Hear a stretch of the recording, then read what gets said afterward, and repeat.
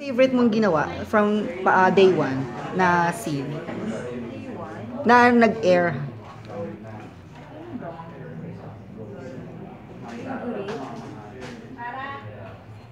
Magbigay ka ng samples dyan.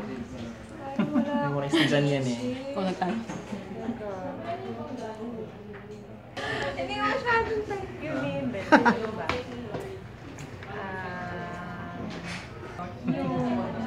Yung lagi kong kinokorek si Emma. Ano ka ba? Pao, hindi yan. Tapos mali na naman yung sabihin niya. Like yung sabi niya magsusunog sa Pilipinas. Hindi ka ba? Malapit siya sa equator. Ibig sabihin, direct ko matama yung o, edi ikaw na lang. Sige, magalit siya. Tapos mali na naman yung pagkaka-pronounce niya ng words. Kukorek ko na lang. Lagi ko siya kinokorek. Yun yung favorite ko yun. Yung ex-senator, lagi ko siyang ikukorek. Kasi mali-mali siya.